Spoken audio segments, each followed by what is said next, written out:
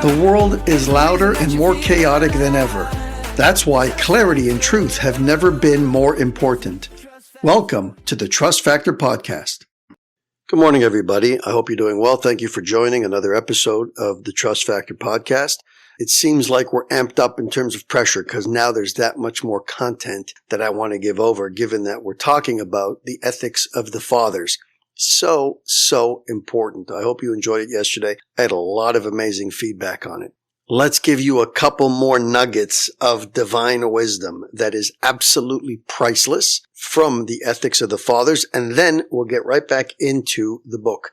Yesterday we left off with the idea that you should negate your will for Hashem's will. Now it says, do not separate yourself from the community. Understand that in all of Torah, there is what's called pardes, which basically means, without getting into too much detail, there is the simple understanding of what we read, and then there is the depths. There is the stuff that is, you've got to drill down to really understand what it's saying on a higher level. We're not going to get into too much depth because I can write books, and books have been written about almost every sentence in Pirkei Avot and the ethics of the fathers. But let's talk about simple understandings.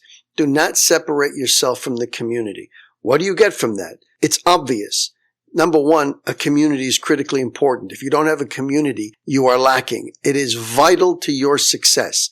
And not only do you have to have a community, it says over here, don't separate yourself from it. Meaning, make it cornerstone in your life. Make sure that you are part of a community that is in your area that you go to on a regular basis, that is made up of like-minded people, similar age categories, children in the similar age categories, people who you share commonalities with, who you can rely on and who rely on you. It is critically important, not just in difficult times, but also in good times, to celebrate the holidays, to come together and to grow together and to learn and teach each other and from each other. Very, very important. And God forbid, when times are tough, I know. And if you don't know, consider yourself lucky. But the reality is, eventually, you'll start to understand that the community comes to your aid in the time of need. And we are notorious as a nation for doing that on a level that most people can't even begin to comprehend. Just look at what's going on in Israel. Overnight, we went from being at each other's throats to being family again. And that sense of community, national community, is what gives us our resilience and our strength to move forward. Then it says, do not trust in yourself until the day of your death. What does that mean? Don't trust yourself until the day of your death. In context, Rambam says, Maimonides says, what it's talking about over here is don't be overconfident in your achievements. Don't say, I've come so far, I've done so much, I've excelled at life so much more than other people have. Look at where I'm holding, and give yourself a big pat on the back. Why? Because the stumbling block could be right around the corner. Everything that you've done can be undone. Don't think too much of yourself, that you're going to trust in your abilities to handle all these situations because you've had successes in the past. No. Approach a situation with humility. Approach a situation with caution to make sure that you're not overconfident in yourself, because that overconfidence can be enough to sink you. And then you'll come out wondering, how is that possible that I failed so miserably? Don't do that. You're setting yourself up for failure. Come in open-minded and humble, knowing that there is a possibility that things may not work out for you. And that will give you the best shot of success. And it'll also help you cushion the blow. When you fall, we need to have a cushion, especially when you're coming at something with such confidence. So when you come at it with humility, that humility is your cushion when things don't work out. Then it says, do not judge your fellow man until you have reached his place. We talked about this a couple weeks ago. Bottom line is, it's telling you, if you read between the lines, that you're not supposed to judge your fellow man, because you're never going to get in your friend's place. You can't stand in his place. Two things can't occupy the same place at the same time. That's what it's saying over here, is that you're never going to be able to stand in the exact place where your friend is standing, because he stands there. So therefore, do not judge your fellow man. But we've said, wait a second, we are supposed to emulate who? Hashem. And Hashem is the ultimate judge. So clearly we are going to judge. And therefore we learn later on that when you judge, you have an obligation to judge favorably, to give somebody the benefit of the doubt. Do not say something that cannot be understood, trusting that in the end it will be understood. So many ways to understand this. That in and of itself needs explanation. It might not be understood. It's interesting that the message itself is guilty of the same thing. How do you understand that? Do not say something that cannot be understood, trusting that in the end it'll be understood. Many ways to understand it. The simple understanding is speak clearly. Don't mince your words. Don't make things complicated. If you can dumb things down to make them simple to understand, then people will be appreciative and you'll be that much more successful in conveying messages. You know that today, if you look around, you will see that a lot of the intellects in the world and a lot of government organizations and a lot of legal jargon is intentionally kept vague and complicated, obscure, difficult to understand. Why? Because that puts a lot of power and control in their hands. When things are too complicated for you to understand, even though in reality they don't have to be, when it's complicated enough, you throw your hands up in the air and you surrender and you say, you know what? I need to hire a professional. I need a lawyer because I can't understand this. I need an accountant because I can't file on my own. So many people think that they need professionals when in so many situations you don't need them. You just need to understand things in a simple way, but they're not made simple to understand because the system wants you to rely on others. That's how it works. And so when you say something, make sure that it's clear. Make sure that you're not mumbling, and make sure that what you're saying is something that could be easily understood by the masses, not just by philosophers and intellects, because they make up a very small portion of society. The vast majority of the world are simple people. Keep things in simple terms. That's what I try to do in this podcast. If you notice, a lot of the terminology that I use is simple terminology. Oftentimes I'll even read the book, and the book uses terminology that is of a higher level, and I bring it down. Not because I think people are foolish, but because I want everybody to understand it. The wise person can understand the simple, but the simple person might not be able to understand the complicated. So you have to appeal to the masses. Nobody should be left out.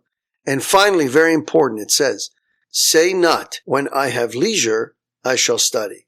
Perhaps you will not have leisure. Let me explain that one a little bit better. What it's saying is, don't say that when the time is ripe. Don't say that when things change, when the situation gets better, then I'll start to live a godly life. Then I'll start to do the right things that I know I needed to do every day, but I kept pushing it off and pushing it off. Why? Because for a million different reasons. I'm young today.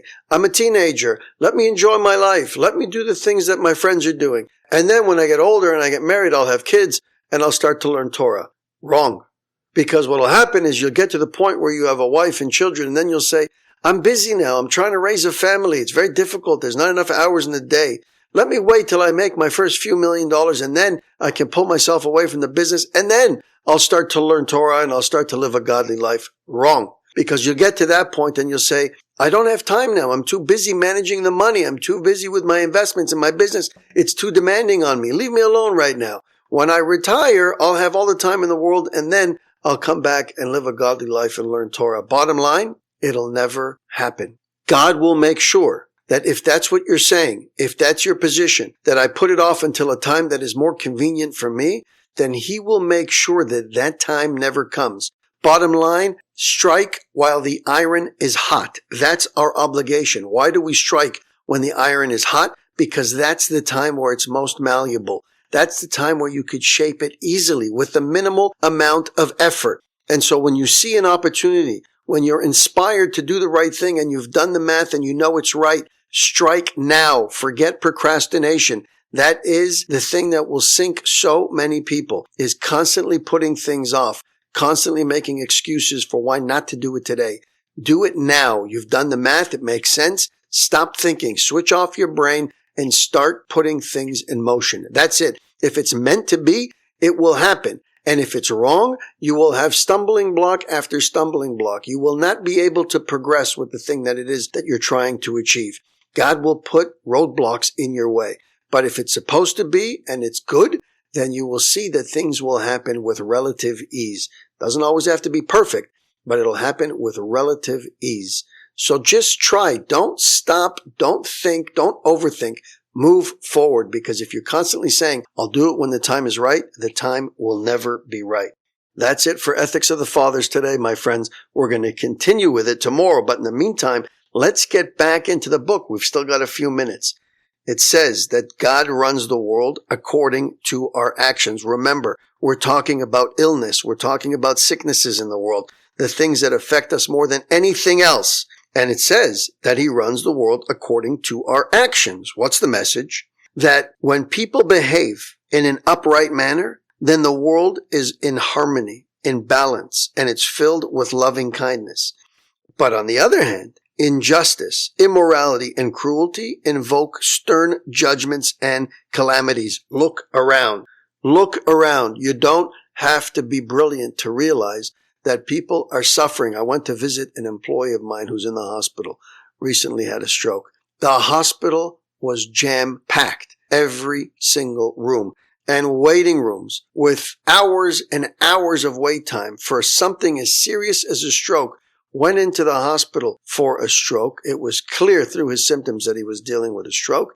He went in at 4 o'clock in the afternoon and got admitted at 4 a.m. 12 hours with no treatment, with an active stroke happening. Understand, that's in Toronto, in one of the most modern and technologically advanced hospitals in the city.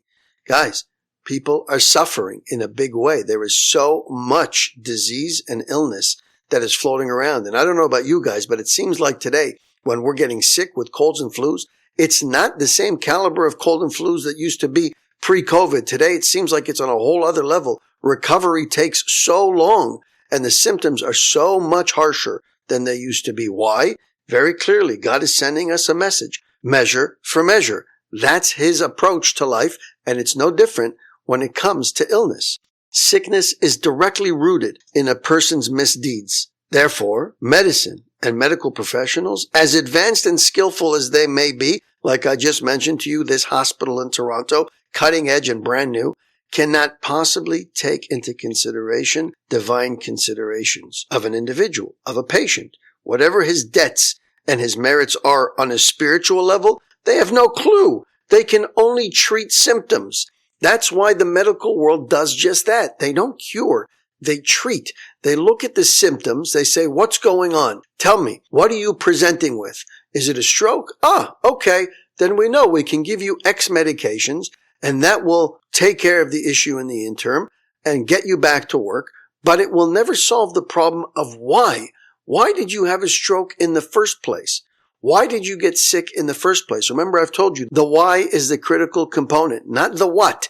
The what is easy to discern, and that's what the medical industry does. They determine what you're sick with, and then they give you the treatment. But that treatment is not a cure. It's a Band-Aid. Why? Because they don't understand what really goes on the spiritual side. This individual's soul, their neshama, is hurting, and they don't understand how it manifests physically. No professionals, as talented as he or she may be, can override Hashem's decree. If God decrees something of an illness for an individual, you can give him all the standard treatments and it simply won't help. If Hashem decrees that a person should be sick for a week, then no treatment in the world will help him get well any faster. And the opposite is true. If God decrees that a person needs to recover, it doesn't matter what the doctors say. That person will get well immediately. And there are stories and first-hand accounts. You've heard them.